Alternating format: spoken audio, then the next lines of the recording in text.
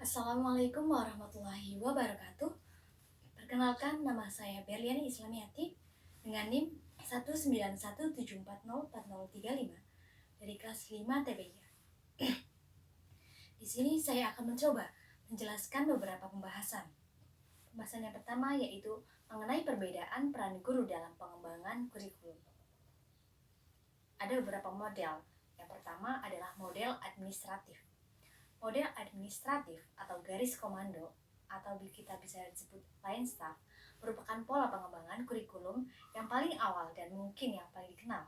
Model pengembangan kurikulum ini berdasarkan pada cara kerja atasan ke bawahan yang dipandang efektif dalam pelaksanaan perubahan kurikulum. Model ini merupakan model pengembangan kurikulum yang paling lama dan paling banyak yang dikenal. Diberi nama model administratif atau line staff karena inisiatif dan gagasan pengembangan datang dari administrator pendidikan dan menggunakan prosedur administrasi. Model pengembangan ini bersifat sentralisasi atau terpusat. Cara kerjanya yaitu atasan bawahan.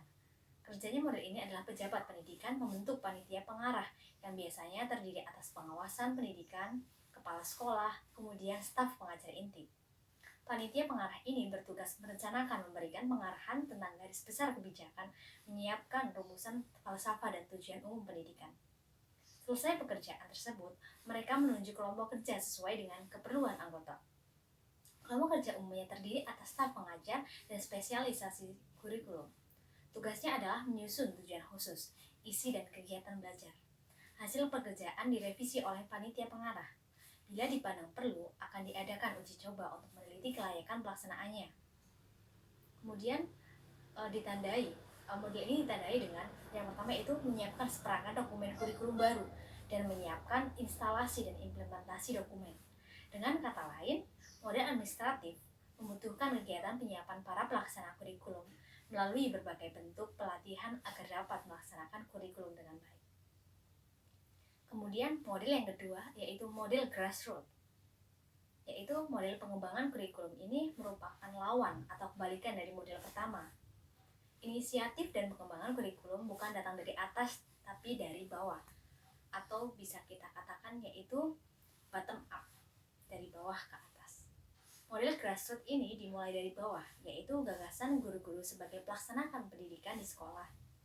Model lebih demokratis karena pengembangan dilakukan oleh para pelaksana di lapangan, sehingga perbaikan dan peningkatan dapat dimulai dari unit-unit terkecil dan spesifik menuju bagian-bagian yang lebih besar. Ada beberapa hal yang harus diperhatikan dalam pengembangan kurikulum model ini. Di antaranya, yang pertama yaitu guru harus memiliki kemampuan yang profesional. Kemudian yang kedua, guru harus terlibat penuh dan perbaikan kurikulum. Kemudian yang ketiga yaitu guru harus terlibat langsung dalam perumusan tujuan pemilihan bahan dan penentuan evaluasi. Kemudian yang selanjutnya yaitu seringnya pertemuan pemahaman guru dan sikap menghasilkan konsensus tujuan, prinsip maupun rencana-rencana. Kemudian bervariasinya sistem kurikulum di sekolah karena menerapkan partisipasi sekolah dan masyarakat secara demokratis. Sehingga apabila tidak terkontrol, maka cenderung banyak mengabaikan kebijakan dari pusat. Kemudian model selanjutnya yaitu ada model campuran atau elektif, di mana model ini itu spesifiknya kurikulum 2013 yang terdiri dari yang pertama adalah ada kurikulum humanistik atau kemanusiaan, di mana kurikulum yang dirancang untuk menyiapkan peserta didik dengan berbagai pengalaman naluriah yang sangat berperan dalam perkembangan individu. Kemudian model kurikulum rekonstruksi sosial juga turut mewarnai pengembangan kurikulum ini. Artinya kurikulum memberikan kesempatan kepada peserta didik untuk mempelajari permasalahan di lingkungan masyarakatnya sebagai konten kurikulum dan kesempatan untuk mengaplikasikan yang dipelajari di dalam kelas dan di kehidupan masyarakat. Kemudian yang ketiga yaitu kurikulum teknologi. Menurut Umar Hamali, perspektif teknologi ini sebagai kurikulum ditekankan pada efektivitas program, metode, dan material untuk mencapai manfaat dan keberhasilan. Teknologi juga dapat meningkatkan kualitas kurikulum dengan berkontribusi pada keefektifan instruksional. Kemudian, kurikulum harus tanggap terhadap perkembangan ilmu, pengetahuan, budaya, teknologi, dan seni.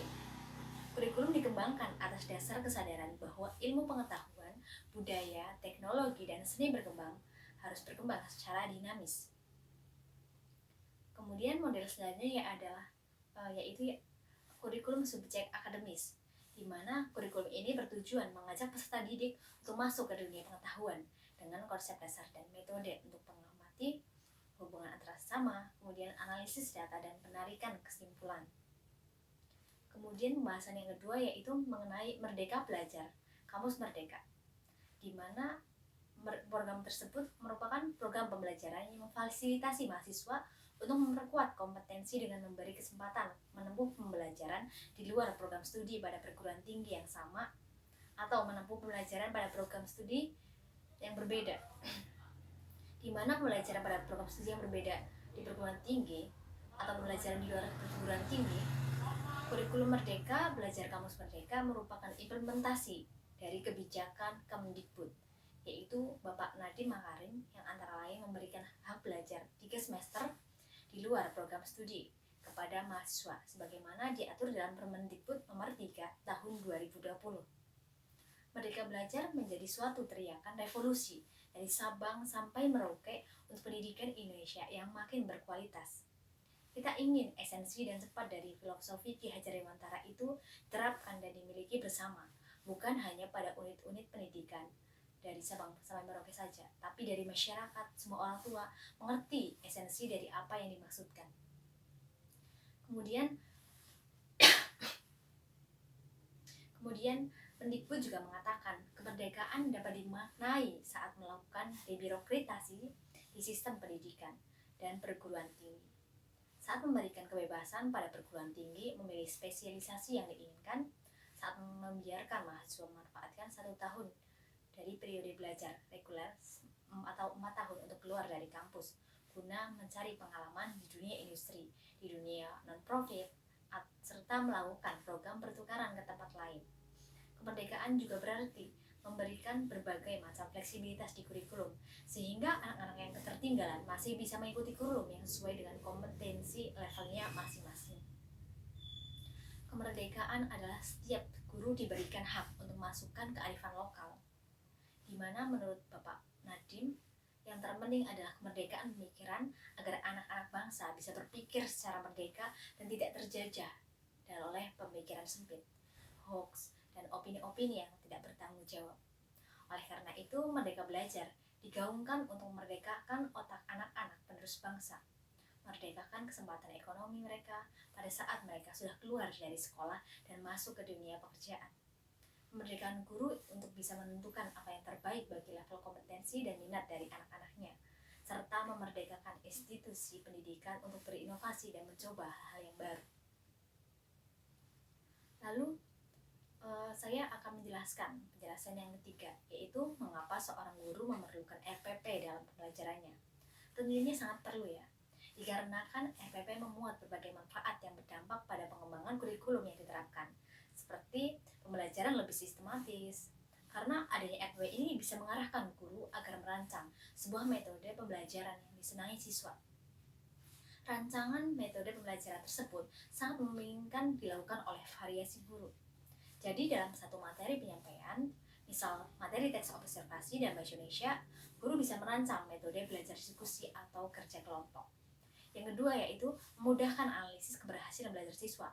Karena RPP yang sudah disusun oleh guru tentunya memiliki butir penilaian yang akan diberikan kepada siswa, di mana butir tersebut jika sudah diterapkan ke siswa dan guru bisa melihat nilai yang didapat oleh mereka. Dari nilai tersebut, guru bisa melihat apakah butir tersebut sudah dicapai oleh siswa dengan baik atau belum.